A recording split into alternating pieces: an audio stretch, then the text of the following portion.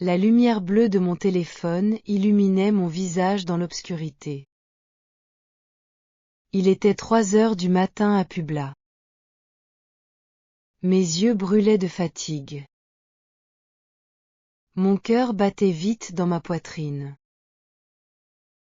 Sur l'écran, je voyais encore les mêmes mots français que je ne comprenais pas. Les mêmes exercices que j'avais fait 10 fois. Les mêmes erreurs que je répétais encore et encore. Ma tête me faisait mal. Mes doigts tremblaient un peu sur le clavier. Dans 2 heures, je devais me lever pour aller travailler. J'avais passé 6 mois comme ça. 6 mois à étudier le français chaque nuit. 6 mois sans progrès visible. Puis j'ai compris quelque chose d'important. Ce n'était pas le français qui était difficile. C'était ma méthode qui ne marchait pas du tout. Était-ce moi qui étais incapable d'apprendre une langue ou était-ce simplement ma routine qui détruisait mes efforts? Mon ami, je m'appelle Ximna. J'ai 24 ans. Je viens du Mexique. Aujourd'hui, je veux partager mon histoire avec vous. Je veux vous montrer comment j'ai transformé mon apprentissage du français. Je veux vous expliquer ma routine d'études qui fonctionne vraiment. Avant de continuer, j'ai une question pour vous. Écrivez dans les commentaires de quel pays vous regardez cette vidéo. Je suis vraiment curieuse de savoir où vous êtes. Maintenant, commençons mon histoire. Chapitre 1. Quand étudier plus n'apporte rien. Les premières semaines étaient terribles pour moi. Je pensais que plus j'étudiais, plus j'apprenais. C'était une erreur énorme. Chaque soir, je rentrais chez moi après mon travail au café. J'étais déjà fatiguée. Mes pieds me faisaient mal après 8 heures debout.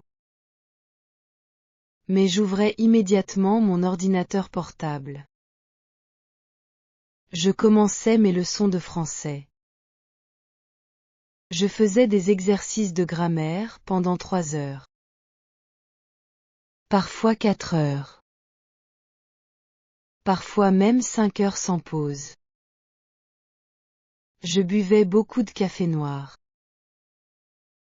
Je ne mangeais presque rien le soir. Je voulais maximiser mon temps d'étude. Mes amis m'invitaient à sortir le week-end. Je refusais toujours. Ma famille me disait de me reposer. Je ne les écoutais pas. Pour moi, le repos était une perte de temps. Je devais étudier plus. Toujours plus. Mon cerveau était comme une éponge trop mouillée.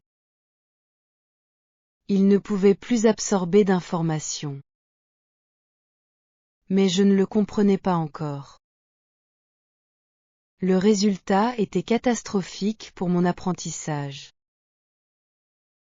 Après un mois, je ne pouvais pas tenir une conversation simple en français.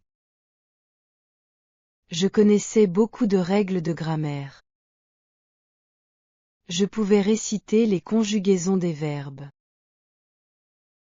Mais je ne pouvais pas parler naturellement. Quand j'essayais de former une phrase, mon esprit devenait blanc. Les mots disparaissaient de ma mémoire. C'était très frustrant. Je pleurais souvent de découragement. Ma mère me trouvait parfois en train de pleurer devant mon ordinateur. Elle me prenait dans ses bras. Elle me disait que j'étais trop dure avec moi-même. Mais je pensais qu'elle ne comprenait pas. Je pensais que j'étais simplement stupide. Que mon cerveau n'était pas fait pour les langues. Que je devais abandonner mon rêve de parler français. Cette période sombre a duré exactement 43 jours. 43 jours de souffrance inutile. 43 jours où j'ai presque tout abandonné. Chapitre 2. La découverte qui change tout. Un dimanche matin, quelque chose d'important est arrivé. Ma cousine Renata est venue me rendre visite. Renata parlait couramment l'anglais et l'allemand. Elle avait appris ces langues en seulement 2 ans. Je lui ai demandé son secret. Elle a ri doucement. Elle m'a dit qu'il n'y avait pas de secret magique. Mais elle m'a expliqué quelque chose de crucial. Elle m'a parlé de quelque chose qu'elle appelait l'apprentissage espacé. Elle m'a dit que notre cerveau ne fonctionne pas comme un ordinateur. Notre cerveau a besoin de temps pour consolider les informations. Elle m'a expliqué qu'étudier 5 heures d'affilée était moins efficace qu'étudier 1 heure pendant 5 jours différents. Cette information a changé complètement ma perspective. Je ne la croyais pas vraiment au début. Cela semblait trop simple. Trop facile. Mais Renata m'a montré des recherches scientifiques sur son téléphone. Elle m'a montré des études universitaires. Elle m'a montré des graphiques qui prouvaient cette théorie. J'étais sceptique mais intéressé. Renata m'a donné un conseil très pratique ce jour-là. Elle m'a dit de commencer petit. Très petit. Elle m'a suggéré d'étudier seulement 30 minutes par jour au début. Seulement 30 minutes. Pour moi, c'était ridicule. Comment pouvais-je progresser avec si peu de temps? Mais Renata a insisté. Elle m'a dit que la régularité était plus importante que la quantité. Elle m'a dit que 30 minutes chaque jour valait mieux que 5 heures un seul jour. Elle m'a aussi parlé de l'importance du sommeil. Elle m'a expliqué que notre cerveau organise les informations pendant le sommeil. Quand nous dormons, notre cerveau crée des connexions entre les nouvelles informations. Il transfère les connaissances de la mémoire à court terme vers la mémoire à long terme. Donc, étudier avant de dormir était particulièrement efficace. Mais seulement si nous dormions assez après. Toutes mes nuits blanches avaient détruit mon apprentissage. J'avais travaillé contre mon cerveau au lieu de travailler avec lui. Cette réalisation m'a fait très mal au cœur. J'avais gaspillé tant de temps précieux. Chapitre 3. Construire une base solide. J'ai décidé de recommencer depuis le début. J'ai effacé mes anciennes habitudes. J'ai créé un nouveau plan d'études. Mon premier changement était mon horaire. J'ai choisi d'étudier à 7 heures du matin. Pourquoi le matin? Parce que mon cerveau était frais et reposé. Parce que rien ne pouvait interrompre mon étude à 7 heures. Parce que je pouvais commencer ma journée avec un sentiment d'accomplissement. Je réglais mon réveil pour 6h30. Je me levais immédiatement. Je ne restais pas au lit avec mon téléphone.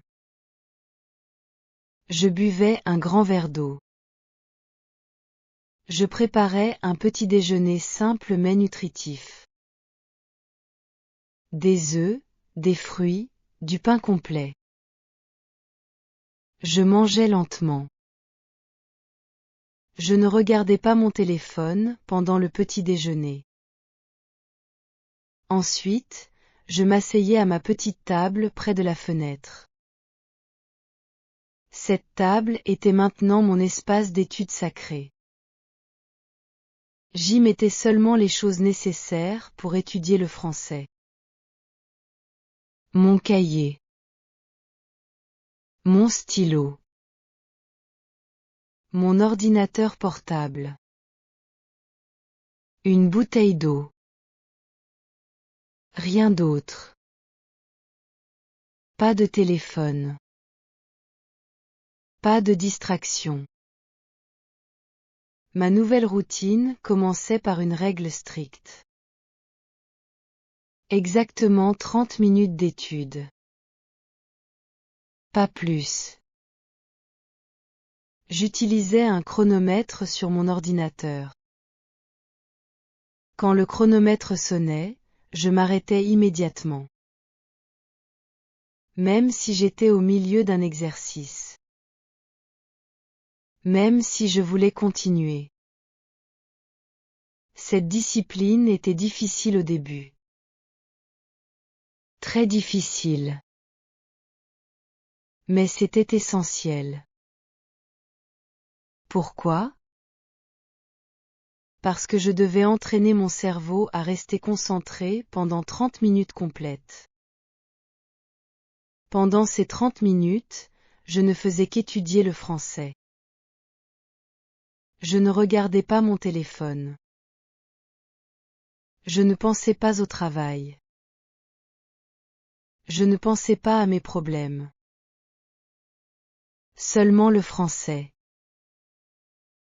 Cette concentration intense était fatigante. Après 30 minutes, mon cerveau avait besoin de repos. Si je continuais, ma concentration diminuait. Ma capacité d'apprentissage diminuait aussi. Donc, arrêter après 30 minutes était parfait. J'ai suivi cette routine pendant exactement 14 jours.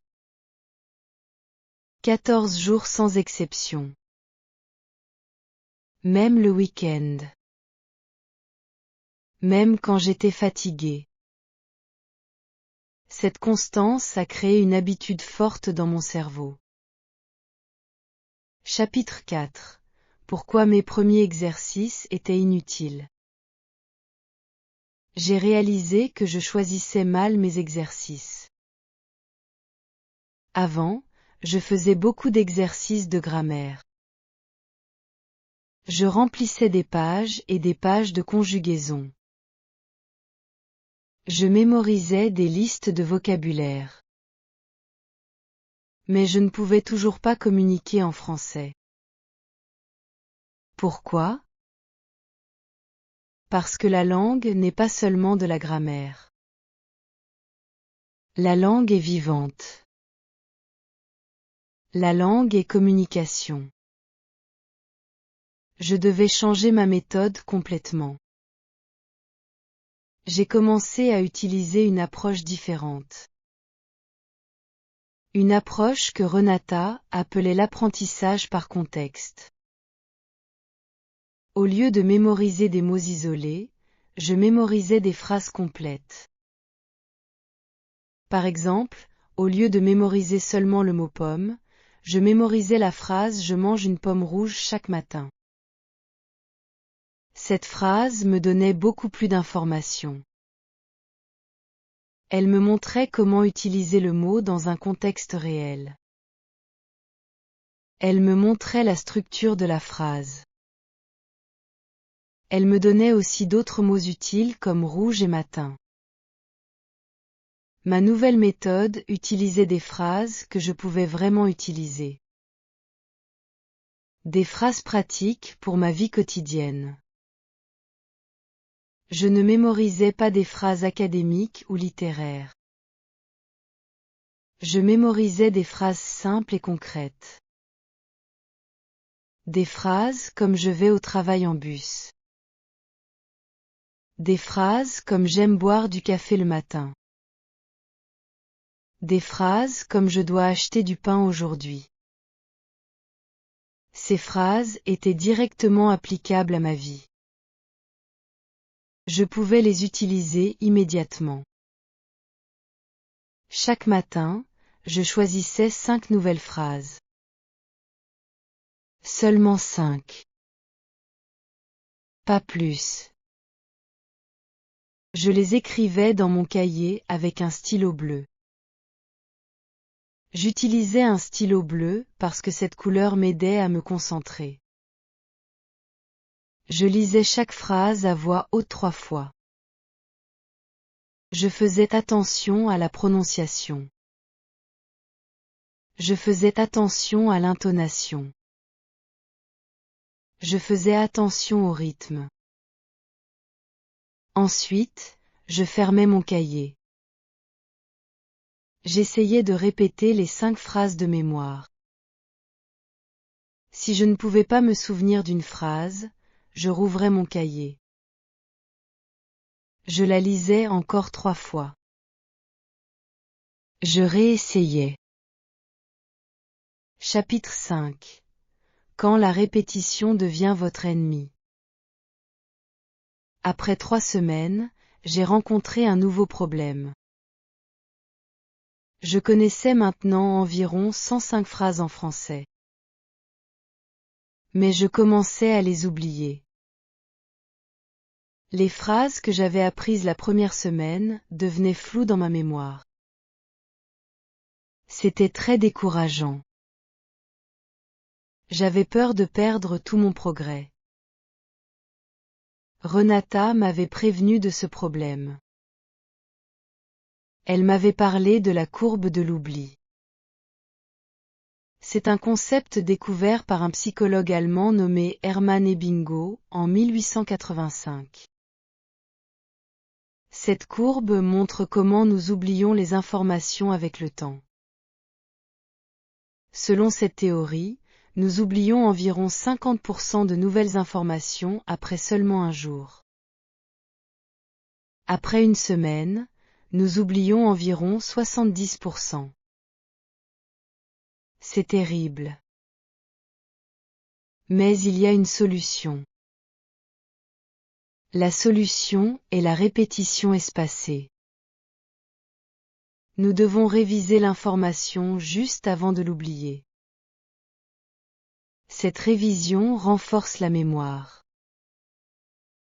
Chaque révision augmente le temps avant le prochain oubli. J'ai créé un système de révision simple mais efficace. J'ai divisé mes phrases en différentes catégories. Les phrases nouvelles que j'apprenais aujourd'hui. Les phrases que j'avais apprises hier. Les phrases que j'avais apprises il y a 3 jours.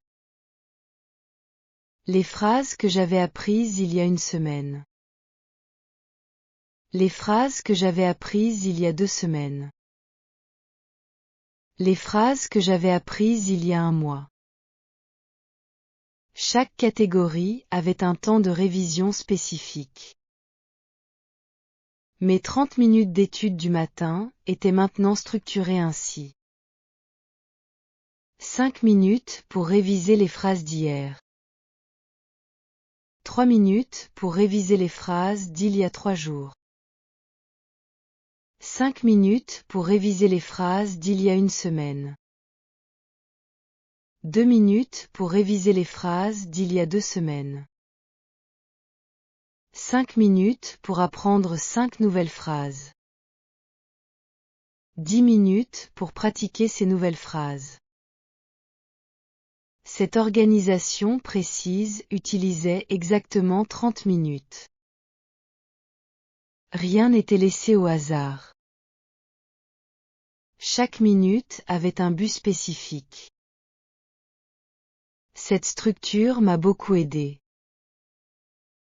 Chapitre 6. Le jour où j'ai arrêté de traduire. Un changement majeur est arrivé après mon premier mois. J'ai arrêté de traduire mentalement du français vers l'espagnol. C'était très difficile au début. Mon cerveau voulait naturellement traduire. Quand je voyais le mot chien, mon cerveau disait automatiquement Perrault. Mais la traduction ralentissait tout. La traduction m'empêchait de penser directement en français. Je devais briser cette habitude. Comment ? J'ai commencé à associer les mots français directement avec des images. Quand je voyais le mot chien, je pensais à l'image d'un chien. Je visualisais un chien spécifique. Le chien de ma voisine qui s'appelait Canelo. Je ne pensais pas au mot espagnol. Je pensais à l'image réelle. Cette technique s'appelle l'apprentissage visuel. Elle est très puissante pour apprendre une langue. Notre cerveau se souvient mieux des images que des mots. Notre cerveau se souvient mieux des connexions visuelles que des traductions. J'ai appliqué cette méthode à tous mes nouveaux mots. Pour les noms concrets, c'était facile. Je pouvais facilement visualiser une table, une chaise, une voiture. Mais pour les mots abstraits, c'était plus difficile. Comment visualiser des mots comme liberté ou bonheur ? J'ai trouvé une solution créative. Pour le mot liberté, je pensais à un oiseau qui vole dans le ciel.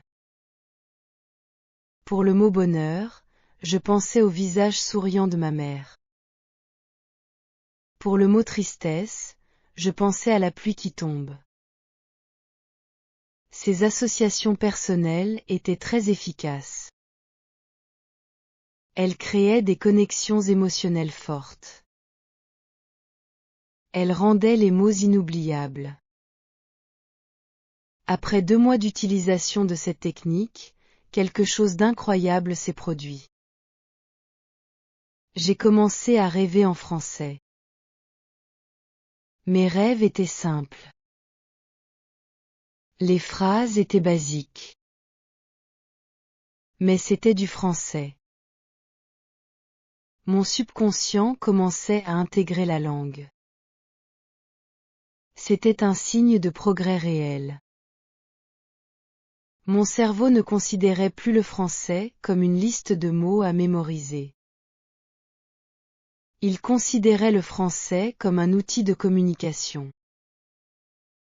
Chapitre 7. Pourquoi écouter sans comprendre m'a sauvé. Ma prononciation était terrible au début. Vraiment terrible. Je prononçais tous les mots avec un accent espagnol très fort. Le son R français était impossible pour moi. Les voyelles nasales comme on et en me causaient beaucoup de problèmes. Je savais que je devais améliorer ma prononciation. Mais comment ? Je ne pouvais pas me payer un professeur particulier. Je ne connaissais personne qui parlait français à Publa. J'ai trouvé une solution gratuite et efficace. J'ai commencé à écouter du contenu français tous les jours. Pas pendant mes 30 minutes d'études. En plus. Pendant mes activités quotidiennes. J'écoutais des podcasts français pendant que je me préparais le matin. J'écoutais de la musique française pendant que je cuisinais. J'écoutais des vidéos françaises pendant que je nettoyais ma chambre. Au début, je ne comprenais presque rien. Peut-être 5% du contenu. C'était frustrant. Je voulais comprendre chaque mot. Mais Renata m'avait dit quelque chose d'important. Elle m'avait dit de ne pas m'inquiéter de la compréhension au début. Le but de cette écoute passive n'était pas la compréhension. Le but était l'habituation. Mon cerveau devait s'habituer au son du français. Mon cerveau devait s'habituer au rythme du français. Mon cerveau devait s'habituer à l'intonation du français. Cette exposition constante était comme un bain de langue. Petit à petit, mes oreilles s'adaptaient. Je commençais à distinguer les mots individuels. Je commençais à reconnaître les phrases que j'avais apprises. Je commençais à prédire le sens général même sans comprendre chaque mot. Après 3 mois d'écoute quotidienne, ma compréhension orale a augmenté à environ 30%. Après 6 mois, j'étais à environ 50%. Cette progression était mesurable. Je faisais des tests de compréhension orale gratuits sur Internet chaque mois. Je notais mes résultats dans un tableau. Je voyais ma progression. Cette visualisation de mes progrès me motivait énormément. Elle me prouvait que ma méthode fonctionnait. Chapitre 8. L'erreur que tout le monde fait avec les applications. J'utilisais plusieurs applications pour apprendre le français. Ces applications étaient pratiques et amusantes. Elles utilisaient des couleurs vives et des animations. Elles me donnaient des points et des récompenses. Elles me faisaient sentir comme si je jouais à un jeu. Mais j'ai réalisé quelque chose d'important après quelques mois. Les applications seules ne suffisaient pas. Elles m'enseignaient des mots et des phrases. Mais elles ne m'enseignaient pas à vraiment communiquer. Elles ne m'enseignaient pas à penser en français. Elles ne m'enseignaient pas la culture française. Je faisais les exercices machinalement. Je cherchais juste les bonnes réponses. Je ne réfléchissais pas profondément au sens. Je ne créais pas de connexion réelle. C'était un problème grave. Je passais beaucoup de temps sur les applications. Mais mes progrès réels étaient limités. Je devais changer mon approche avec les applications. J'ai décidé d'utiliser les applications différemment. Au lieu de faire les exercices rapidement, je ralentissais. Pour chaque phrase nouvelle, je prenais le temps de comprendre vraiment. Je décomposais la phrase. Je regardais chaque mot. Je comprenais la grammaire. Je créais une image mentale de la situation. Par exemple, si la phrase était « Elle lit un livre dans le parc », je visualisais une femme assise sur un banc vert. Je visualisais le livre dans ses mains. Je visualisais les arbres autour d'elle. Je visualisais le soleil qui brille. Cette visualisation rendait la phrase vivante. Elle rendait la phrase mémorable. Ensuite, je fermais l'application. Je répétais la phrase à voix haute 5 fois. Je changeais parfois un mot. Je disais il lit un livre dans le parc. Ou elle lit un journal dans le parc. Ou elle lit un livre dans la maison. Cette pratique m'aidait à comprendre la structure flexible de la langue. Elle m'aidait à créer mes propres phrases. Cette approche active transformait les applications en vrais outils d'apprentissage. Chapitre 9. Quand parler seul m'a rendu fluide. Mon plus grand défi était la production orale. Je pouvais comprendre le français quand je l'écoutais. Je pouvais lire des textes simples. Je pouvais écrire des phrases basiques. Mais parler était différent. Parler nécessitait une réaction immédiate. Parler nécessitait de la confiance. Parler nécessitait de la pratique. Mais je n'avais personne avec qui pratiquer. Il n'y avait pas de groupe de conversation française à Publa. Mes amis ne parlaient pas français. Ma famille ne parlait pas français. J'étais coincé. Comment pouvais-je pratiquer la conversation sans partenaire? J'ai trouvé une solution bizarre mais efficace. J'ai commencé à me parler à moi-même en français. Oui, vous avez bien lu. Je me parlais à moi-même. Au début, je me sentais ridicule. Très ridicule.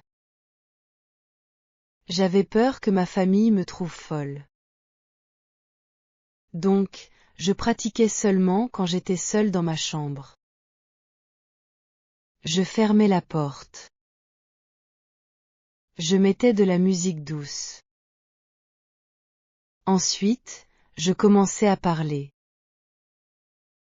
Mes premières conversations avec moi-même étaient très simples. Je décrivais ma journée en français. Je disais ce matin, je me suis levée à 6h30. J'ai bu un verre d'eau. J'ai mangé des œufs pour le petit déjeuner. Ensuite, j'ai étudié le français pendant 30 minutes. Après, je suis allée au travail en bus. Au travail, j'ai servi beaucoup de clients. J'étais fatiguée à la fin de la journée. Ces descriptions simples m'aidaient à utiliser le vocabulaire que je connaissais. Elles m'aidaient à pratiquer les structures grammaticales. Elles m'aidaient à former des phrases rapidement. Progressivement, mes monologues devenaient plus complexes. Je commençais à exprimer des opinions. Je disais j'aime mon travail parce que je rencontre des gens intéressants. Mais parfois, je suis fatiguée parce que je travaille debout toute la journée. Je veux étudier le français parce que je veux voyager en France un jour. Je rêve de visiter Paris et de parler français avec des Français. Ces phrases exprimaient mes vrais sentiments. Elles étaient authentiques. Elles étaient personnelles. Chapitre 10. Transformer les erreurs en opportunités. J'avais très peur de faire des erreurs. Cette peur me paralysait. Quand j'essayais de parler français, je m'arrêtais constamment. Je voulais que chaque phrase soit parfaite. Je voulais que ma grammaire soit correcte. Je voulais que ma prononciation soit impeccable. Mais cette recherche de perfection me bloquait. Elle m'empêchait de progresser. J'ai dû changer complètement mon attitude envers les erreurs. J'ai dû accepter que les erreurs sont normales.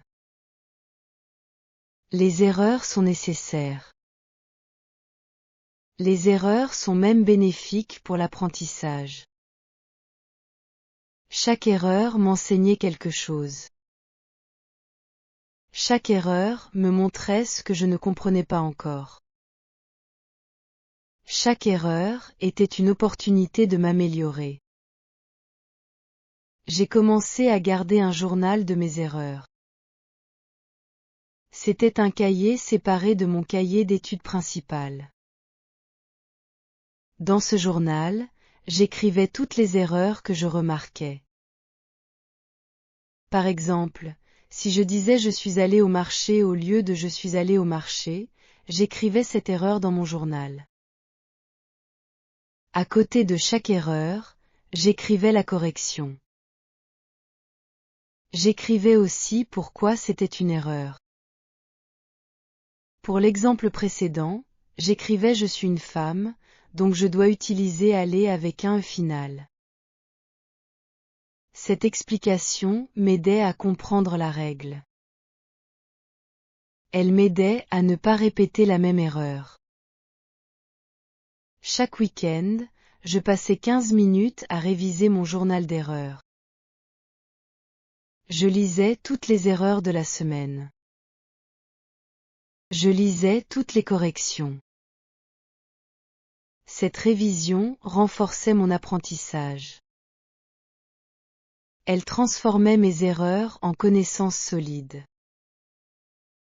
Après 3 mois d'utilisation de ce journal, j'ai remarqué quelque chose d'intéressant. Je faisais de moins en moins les mêmes erreurs. Mes nouvelles erreurs étaient plus avancées. Elles concernaient des concepts plus complexes. C'était un signe clair de progrès. Je ne stagnais plus au même niveau. Je montais progressivement. Mon journal d'erreurs est devenu un de mes outils les plus précieux. Je le garde encore aujourd'hui comme souvenir de mon parcours. Chapitre 11. Quand mon corps a commencé à rejeter le français. Après 4 mois de routine stricte, quelque chose de terrible est arrivé. J'ai commencé à ressentir une aversion pour le français. Chaque matin, quand mon réveil sonnait à 6h30, je ressentais de l'anxiété. Mon estomac se serrait. Ma tête devenait lourde. Je ne voulais plus étudier. Je ne voulais plus voir les mots français. Je ne voulais plus entendre les sons français. Cette aversion était physique. Elle était viscérale. Je ne la contrôlais pas. C'était un signal d'alarme de mon cerveau. Mon cerveau me disait que quelque chose n'allait pas. J'étais en train de brûler. En anglais, on appelle ça burn-out. C'est l'épuisement professionnel. Mais ça peut arriver aussi avec l'apprentissage. J'avais poussé trop fort pendant trop longtemps. Même avec ma routine de 30 minutes. Même avec mes pauses. Même avec mon sommeil régulier.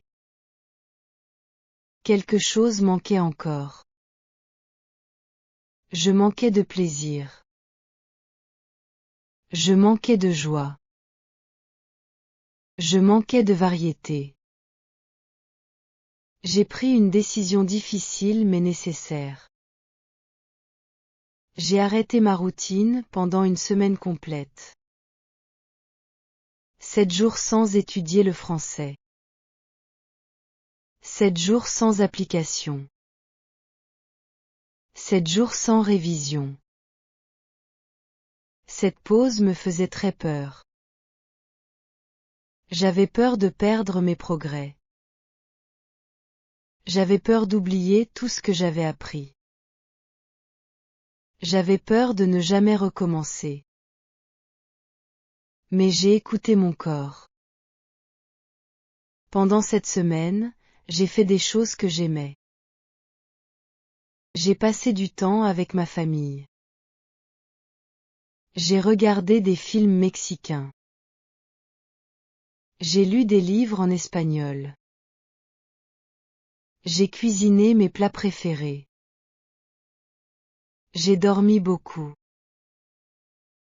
J'ai marché dans le parc. J'ai simplement existé sans pression. Cette semaine a été thérapeutique.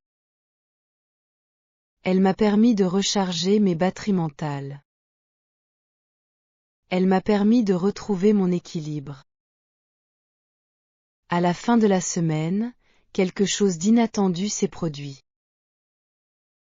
Le français me manquait. Je voulais recommencer. Mais différemment. Je voulais intégrer plus de plaisir dans mon apprentissage. Chapitre 12. Redécouvrir le plaisir d'apprendre. Quand j'ai repris ma routine, j'ai fait des changements importants. J'ai gardé ma session de 30 minutes le matin. Mais j'ai ajouté un élément de plaisir. Au lieu d'étudier seulement avec des exercices formels, j'ai commencé à utiliser du contenu que j'aimais vraiment. J'adore les documentaires sur les animaux. Donc, j'ai trouvé des documentaires français sur les animaux. J'adore cuisiner. Donc, j'ai trouvé des recettes françaises. J'adore la musique. Donc, j'ai commencé à écouter des chanteurs français. J'adore les histoires vraies. Donc, j'ai commencé à lire des biographies en français simple. Ce changement a tout transformé. Soudainement, l'apprentissage n'était plus une tâche. L'apprentissage était devenu un plaisir. Je découvrais des choses intéressantes en français. Je n'étudiais plus seulement la langue. J'utilisais la langue pour accéder à du contenu qui me passionnait. Cette distinction est cruciale. La langue n'était plus la fin. La langue était devenue le moyen. J'ai créé ce que j'appelais mon menu d'apprentissage hebdomadaire.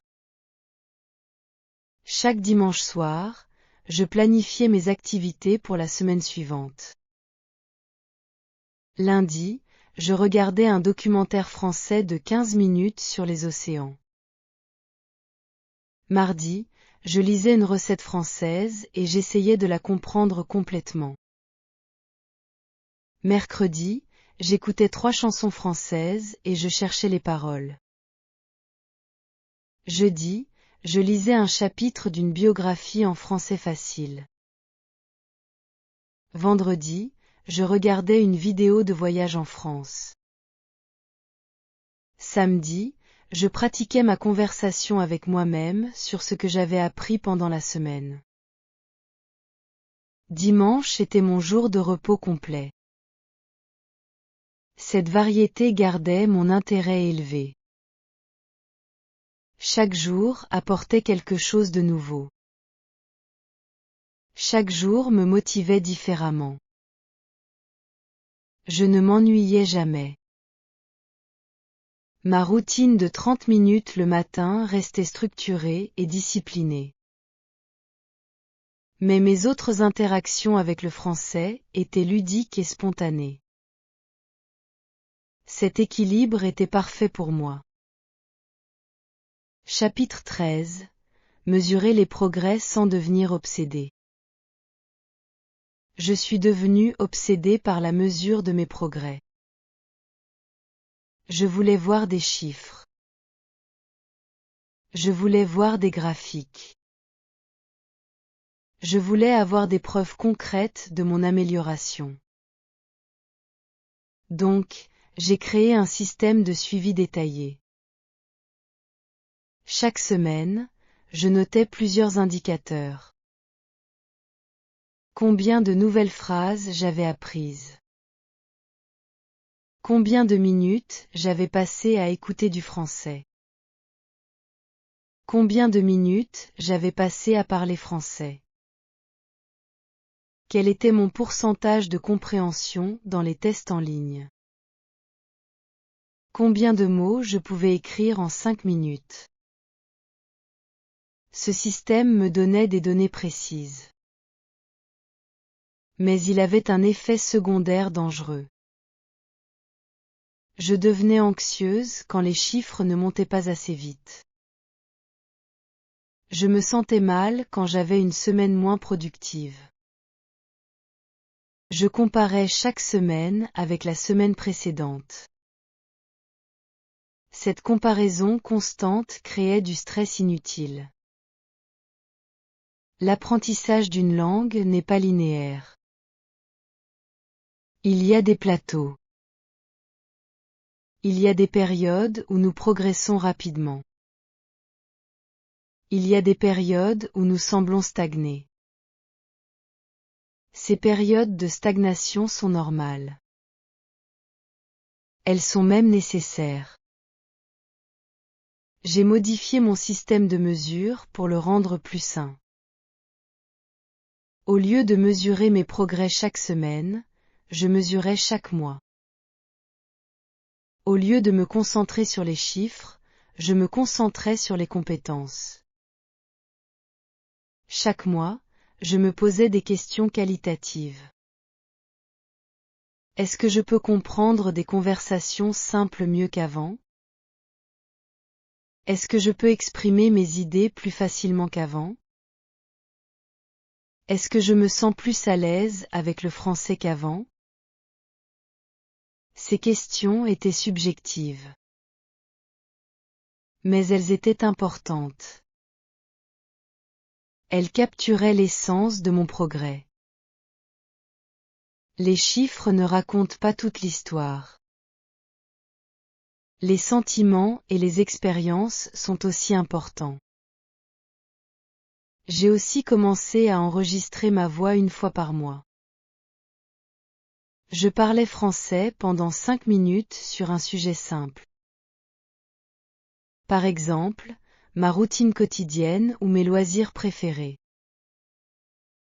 Ensuite, je gardais ces enregistrements. Chaque 3 mois, je les réécoutais tous.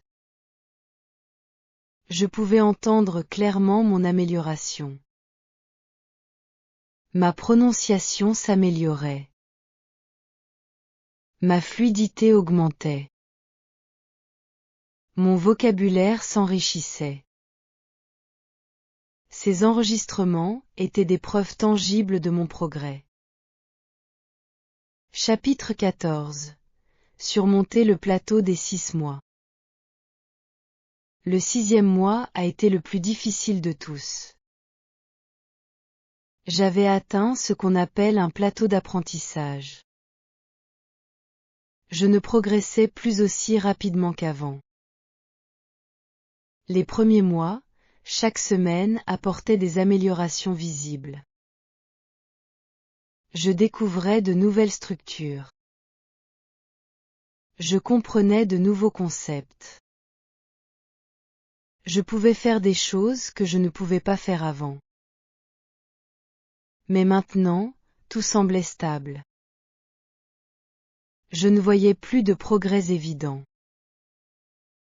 C'était extrêmement frustrant. Je commençais à douter de ma méthode. Je commençais à douter de mes capacités. Je pensais que peut-être j'avais atteint mon niveau maximum. Peut-être je ne pourrais jamais aller plus loin. Ces pensées négatives m'envahissaient souvent. Renata m'a expliqué que ce plateau était normal. Elle m'a dit que tous les apprenants passent par cette phase. Elle m'a dit que ce plateau n'était pas une stagnation réelle. C'était une période de consolidation. Mon cerveau intégrait toutes les connaissances que j'avais accumulées. Il créait des connexions plus profondes. Il automatisait des processus. Ce travail invisible était essentiel pour passer au niveau suivant. Renata m'a conseillé de faire quelque chose de radical. Elle m'a dit d'augmenter la difficulté de mon contenu. Jusqu'à maintenant, j'utilisais du contenu de niveau débutant. Des textes simples. Des vidéos pour enfants. Des exercices basiques. Elle m'a dit d'essayer du contenu de niveau intermédiaire. Même si je ne comprenais pas tout. Même si c'était difficile. Même si c'était frustrant. Cette exposition à du contenu plus complexe forcerait mon cerveau à s'adapter. Elle pousserait mes compétences vers le haut. J'étais sceptique. Mais j'ai décidé d'essayer. J'ai commencé à regarder des vidéos françaises pour adultes. Des actualités simples. Des documentaires un peu plus complexes. Des interviews de personnes françaises. Au début, je comprenais peut-être 20%. C'était décourageant. Mais j'ai persisté. Chaque jour, je regardais une vidéo. Chaque jour, je notais les mots nouveaux que j'entendais. Chaque jour, je cherchais ces mots dans le dictionnaire. Après 2 semaines de cette pratique, quelque chose d'incroyable s'est produit. Ma compréhension a fait un bond. Soudainement, je comprenais 35%. Puis 40%. Mon cerveau s'était adapté au nouveau niveau de difficulté. Chapitre 15. Créer des connexions avec la culture. J'ai réalisé que je n'apprenais pas seulement une langue. J'apprenais aussi une culture. Le français n'existe pas dans le vide. Le français est lié à l'histoire française. Il est lié aux traditions françaises. Il est lié aux valeurs françaises. Si je voulais vraiment comprendre le français, je devais comprendre la France. J'ai commencé à intégrer des éléments culturels dans mon apprentissage. Je lisais des articles sur l'histoire de France. Je regardais des documentaires sur les régions françaises. J'écoutais des podcasts sur la cuisine française. Je découvrais des artistes français. Des peintres comme Claude Monet. Des écrivains comme Victor Hugo. Des musiciens comme Édith Piaf. Cette exploration culturelle enrichissait mon apprentissage. Elle donnait du contexte aux mots que j'apprenais. Elle donnait de la profondeur à ma compréhension. Par exemple, quand j'ai appris le mot liberté, j'ai aussi appris sur la Révolution française. Quand j'ai appris le mot baguette, j'ai aussi appris sur l'importance du pain dans la culture française. Ces connexions rendaient le vocabulaire mémorable et significatif. J'ai aussi commencé à cuisiner des plats français. C'était une façon pratique et amusante d'apprendre. Je trouvais des recettes simples en français. Des crêpes. Des quiches. De la ratatouille. Je lisais la recette en français. Je cherchais les mots que je ne connaissais pas. Ensuite, je préparais le plat. Cette activité combinait plusieurs sens. Je lisais les mots. Je touchais les ingrédients. Je sentais les odeurs. Je goûtais les saveurs. Cette expérience multisensorielle créait des mémoires très fortes.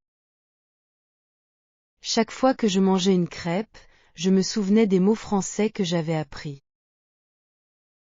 Chaque fois que je sentais l'odeur de l'ail et des tomates, je pensais à la ratatouille et au vocabulaire associé. Ma famille adorait cette nouvelle habitude. Ils profitaient de délicieux plats français. Moi, je profitais d'une méthode d'apprentissage unique et efficace. C'était une situation gagnante pour tout le monde. Chapitre 16. Affronter la peur de parler avec des natifs. Après 8 mois d'études, j'ai décidé qu'il était temps de parler avec de vraies personnes françaises. Cette idée me terrifiait absolument. Parler avec moi-même était facile. Je pouvais faire des erreurs sans jugement. Je pouvais arrêter et réfléchir. Je pouvais répéter autant que nécessaire. Mais parler avec une personne native était complètement différent.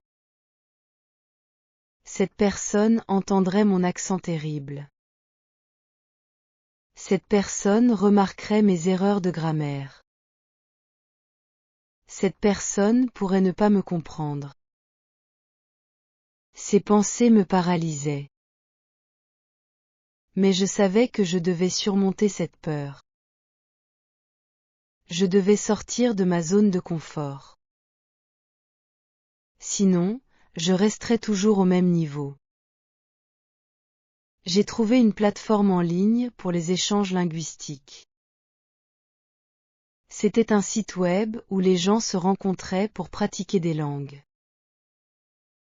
Je pouvais parler français avec quelqu'un qui voulait apprendre l'espagnol.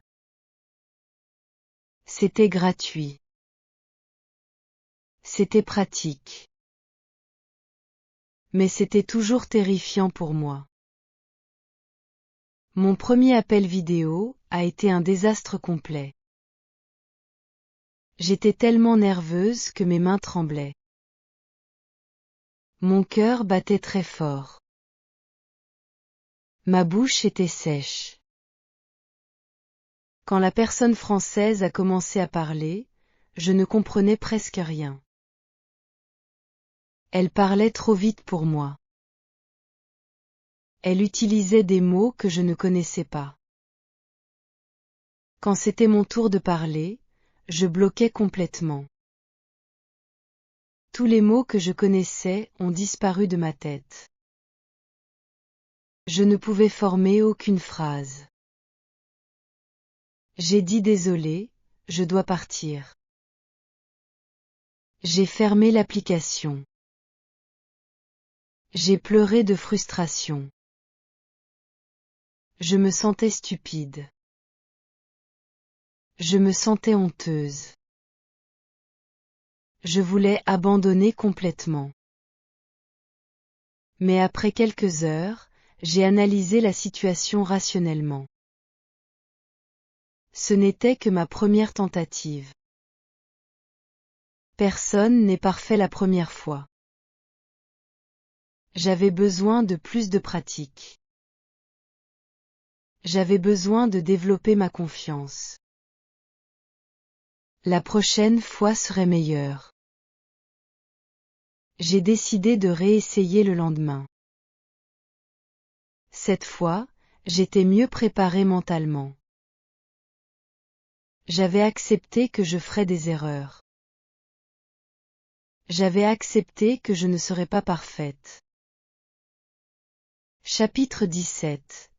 Développer la confiance progressivement. Mon deuxième appel vidéo était légèrement meilleur. La personne française était très patiente et gentille. Elle parlait lentement pour moi. Elle répétait quand je ne comprenais pas. Elle me corrigeait doucement. J'ai réussi à avoir une conversation de 10 minutes. Nous avons parlé de sujets simples. Nos noms. Nos pays. Nos raisons d'apprendre une langue. C'était basique, mais c'était réel. C'était de la vraie communication en français. Après cet appel, je me sentais fière. Je me sentais encouragée. J'ai commencé à avoir des conversations régulières. 2 fois par semaine au début. Puis 3 fois par semaine. Chaque conversation me rendait un peu plus confiante. Chaque conversation me montrait ce que je devais améliorer. J'ai remarqué que je faisais souvent les mêmes erreurs. Je confondais toujours tu et vous. J'oubliais toujours d'accorder les participes passés. Je prononçais mal certains sons spécifiques.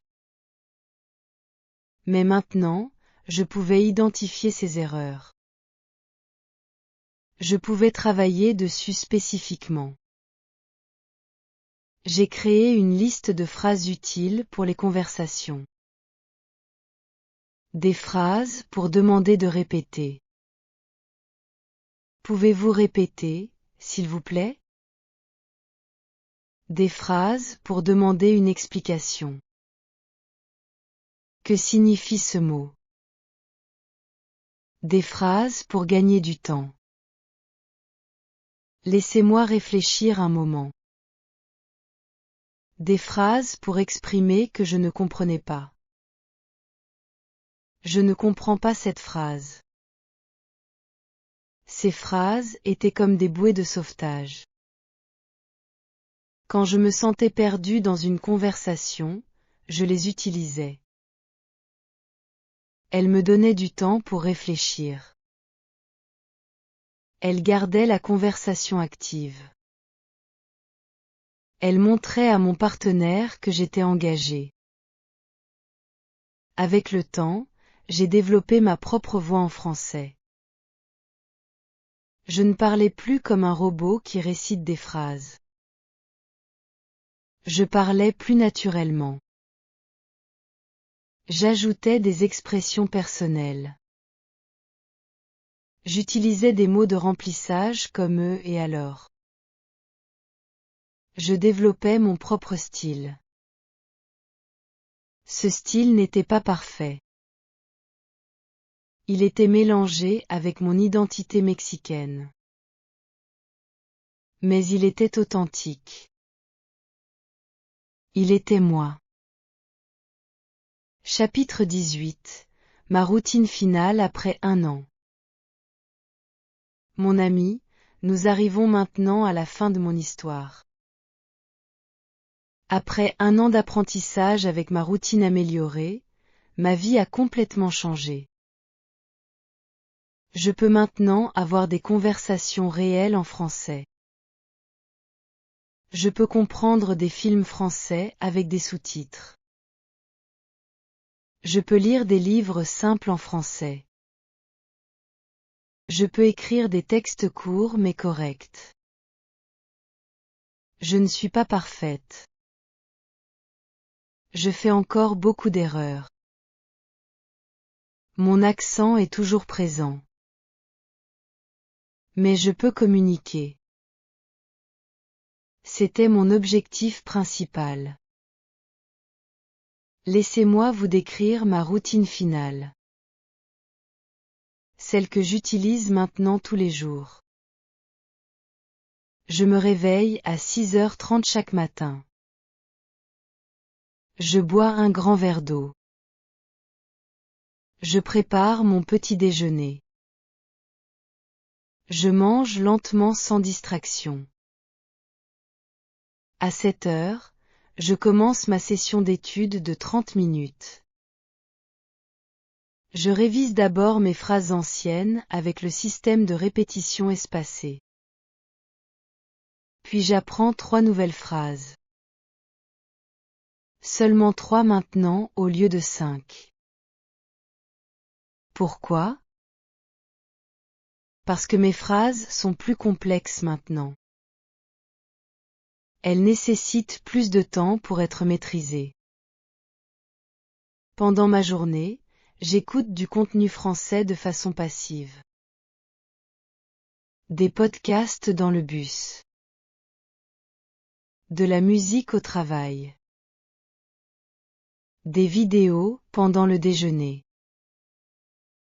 Cette exposition quotidienne maintient mon cerveau actif en français. 3 fois par semaine, je regarde un épisode d'une série française. Je regarde avec des sous-titres français, pas espagnols. Cela m'aide à associer les sons avec les mots écrits. 2 fois par semaine, j'ai des conversations en ligne avec des natifs français. Ces conversations durent environ 30 minutes chacune.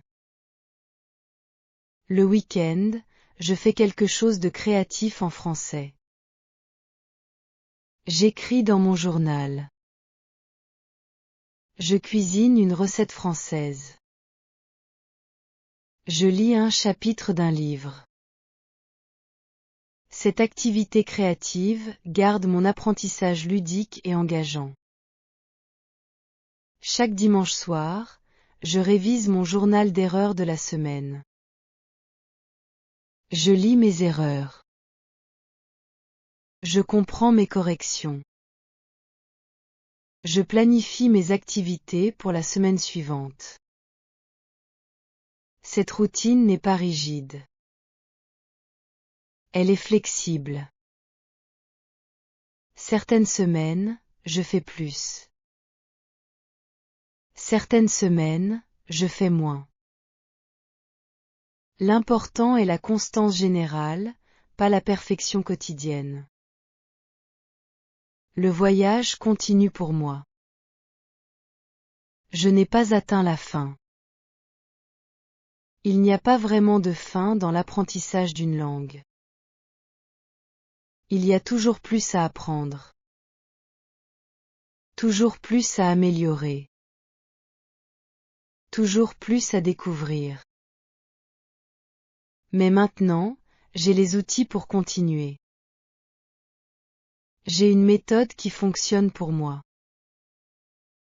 J'ai la confiance en mes capacités. J'ai la discipline pour maintenir ma routine. Le français n'est plus mon ennemi. Le français est devenu mon ami. Il m'a ouvert des portes nouvelles. Il m'a donné accès à une culture riche. Il m'a permis de rencontrer des personnes intéressantes. Il a élargi ma vision du monde. Cette transformation a pris exactement 12 mois. 12 mois de travail constant. 12 mois de défis et de victoires. 12 mois de croissance personnelle. Si je pouvais donner un conseil à quelqu'un qui commence à apprendre le français, ce serait celui-ci. Trouvez votre propre routine. Une routine qui respecte votre rythme de vie. Une routine qui inclut du plaisir. Une routine qui est durable à long terme. Ne copiez pas exactement ma routine. Inspirez-vous-en.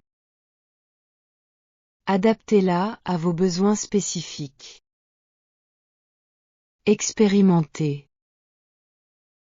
Ajustez. Améliorer. Le plus important est de commencer. De rester constant. De ne jamais abandonner, même dans les moments difficiles. Mon ami, merci d'avoir écouté mon histoire. J'espère qu'elle vous a inspiré. J'espère qu'elle vous a donné des idées pratiques. J'espère qu'elle vous a montré que l'apprentissage d'une langue est possible pour tout le monde. Vous n'avez pas besoin d'être un génie. Vous n'avez pas besoin de conditions parfaites. Vous avez juste besoin de détermination, de patience, et d'une bonne méthode. Votre voyage sera différent du mien. Vous rencontrerez des défis différents. Vous découvrirez des solutions différentes. Mais le résultat final sera le même. Vous parlerez français. Vous comprendrez français. Vous vivrez le français. Alors commencez aujourd'hui. Commencez petit. Commencez avec 30 minutes. Commencez avec 5 phrases. Commencez avec un podcast. Simplement commencez.